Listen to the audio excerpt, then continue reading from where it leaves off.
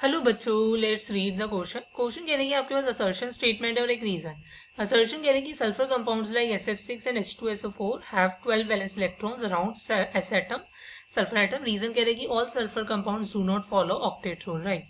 सो देखो बच्चों, सबसे पहले इस क्वेश्चन को करने के लिए हमें इस क्वेश्चन का की कॉन्सेप्ट समझना होगा। की कॉन्सेप्ट लाई करेगा कि आपको पता होना चाहिए कि what is your octet rule.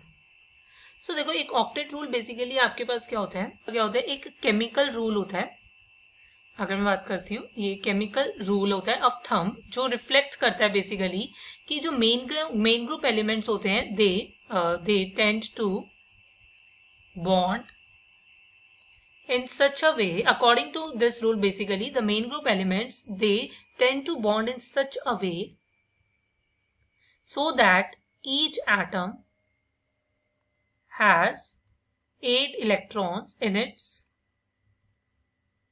Valence shell, right. वो इस तरीके से बॉन्ड करते हैं कि हर एटम के पास 8 इलेक्ट्रॉन्स हो उसकी वैलेंस शेल में, राइट। तो तभी हम कहते हैं कि वो एलिमेंट जो है वो ऑक्टेट रूल को फॉलो कर रहा है।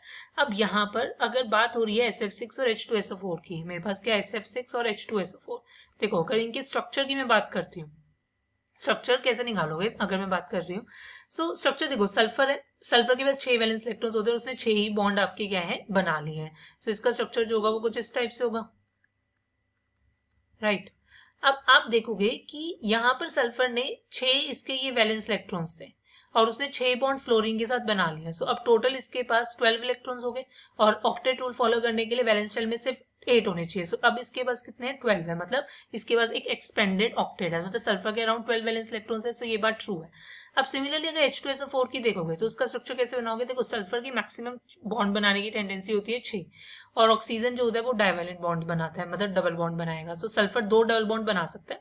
सो 4 ऑक्सीजन है, सो बाकी के 2 जो होंगे ऑक्सीजन वो सिंगली बॉन्डेड होंगे और हाइड्रोजन उनके साथ अटैच्ड होगा। अब अगेन यहाँ पर चेक करो, देखो सल्फर के तो ये 6 वैलेंस इलेक्ट्रॉन्स हो गए, फाइन। अब बाकी के जो इलेक्ट्रॉन्स हैं ये हमारे पास ऑक्सीजन के 1 2 3 4 5 6, तो अगेन इसके अराउंड टोटल 12 वैलेंस इलेक्ट्रॉन्स है। सो असर्शन तो बिल्कुल ट्रू है, राइट।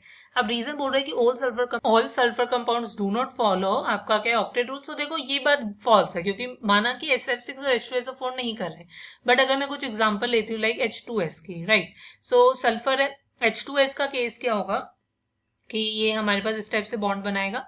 सो यहाँ पर क्या है, 2 इसके पास लोन पेयर रहेंगे। सो आप देखोगे अब 1 2 3 4, राइट, और 4 इलेक्ट्रॉन्स फ्रॉम लोन पेयर, सो 8। सो यहाँ पर इसकी ऑक्टेट कंप्लीट है, मतलब ऑक्टेट रूल फॉलो कर रहे हैं। सो ऐसा नहीं है कि सारे कंपाउंड सल्फर के ऑक्टेट रूल फॉलो नहीं करते। सो ये फॉल्स है। सो आप क्या बोलोगे कि assertion is correct, reason is incorrect. The final answer is option C. Hope you understand it well. Best of luck. Thank you.